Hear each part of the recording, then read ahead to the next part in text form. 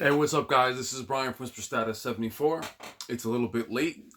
Doing a quick video. This video is actually on the Vizio P-Series Quantum X review, one of the very first reviews from a professional website, not a user review. It's from Techradar. Big stand, I'm sorry. It's all going to be backwards, I'm sorry, because I'm using the selfie camera. But it is the first professional review I've seen thus far. I'm starting to get some home reviews in from the channel. One of our subs already has a bad panel, so we're going to do a video on that once I get talking to him. You can see his comment down in the comments of I think the last video where he describes what happened with this panel. He didn't love the performance of it, and also had another comment. I'm waiting for a response if I can share that analysis on their experience with the Quantum from last year, which is pretty interesting. Now, the reason why I want to do this video, other than just steering you to Techradar, which does a pretty good review on it. Now, I say pretty good is because, like a lot of these websites, they spend the very first thing they talk about is design. And smart features and SmartCast and things of that nature. And a lot of us just really are interested in the picture quality. Now, the challenge you're going to see with any reviews with Vizio is, like I keep bringing up bang for the buck. And that's fine. But when we're looking at the Quantum X, it's not necessarily a cheap display either. So I don't think it should get a pass for being bang for the buck at that level. It's their flagship. So I want them to judge it based on that. They're very happy with the display.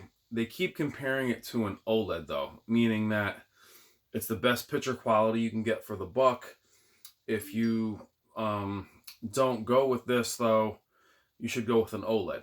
Now there's about 10 different TVs you could go with when you're not going for this. So they don't bring up the Q90, they don't bring up those displays because they're more expensive, yet they bring up an OLED.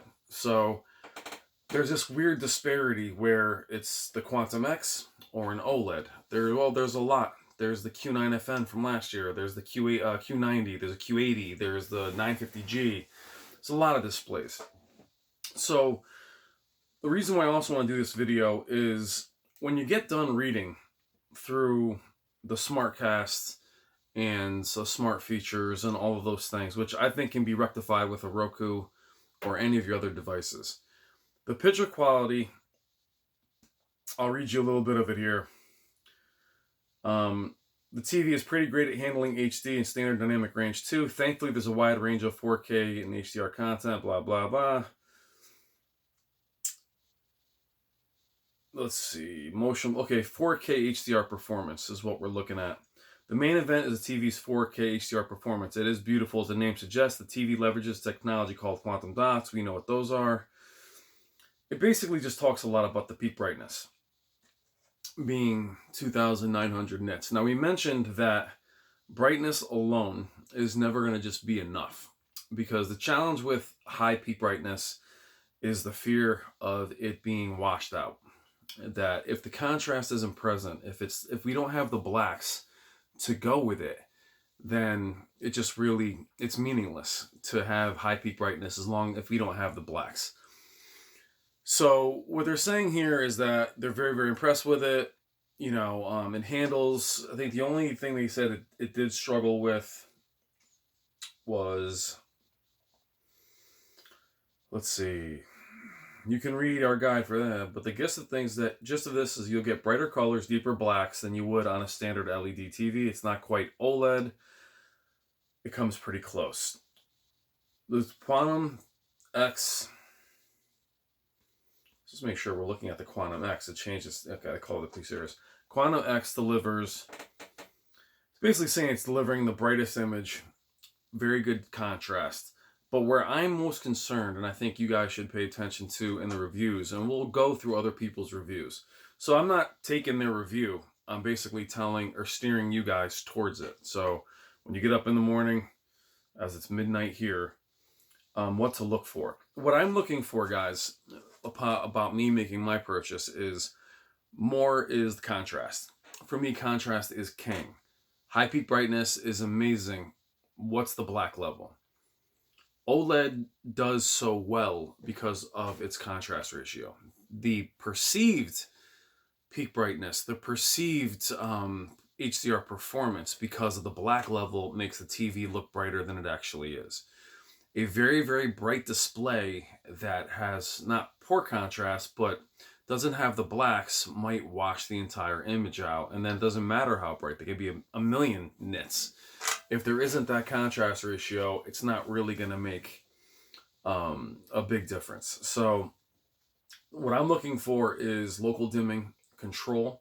We talked about the Q9FN versus the 2018 Quantum P-Series, about which one was better, and I always thought that the Q9FN was a more elegant display, meaning that though the zones are there and the peak brightness is there, how does it control? How do you control that peak brightness? Does it stay where it's supposed to?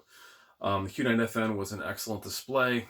I didn't think the Quantum P-Series was better, but we're hoping for an uptick in every area with the Quantum XP series, not just more of the same from last year's, 2018's P series, which was still very good, the Quantum. But, this is the first review I've seen that is from professional website. You're going to start seeing them trickle in the comments because several subs have pre-ordered them and one has received them and already has a defective panel. I'll give him a shout out when I talk to him and find out exactly what happened. But so far, he's not really in love with it. And that's kind of where we're at. We're going to have to wait and see what other reviewers are about. And what's funny with the Quantum from last year was there was a huge difference between professional reviews and home reviews. Now, the channel community that did chime in loved their Quantum P series, but there was also a group that just really found the local dimming to be haphazard. It was hard to control. They couldn't keep it. They found that it was just all over the place. It wasn't as elegant as the Q9FN or displays of that level. So we're gonna see these trickle out little by little, and my hopes are really high. To be honest, I'm expecting a lot from the Quantum XP series. If it gets panned, guys, I'm not going to purchase one at $3,500. I said that in the first video. I am planning on buying one in July, but if it gets beat up, and the point of this video too is to let you know what I'm looking for. What I'm looking for again is not just peak brightness, is contrast ratio, how it handles its local dimming. Does it crush the details? Where is that blooming? Some will tell me the original Quantum had very little blooming. Some people tell me the blooming was out of control.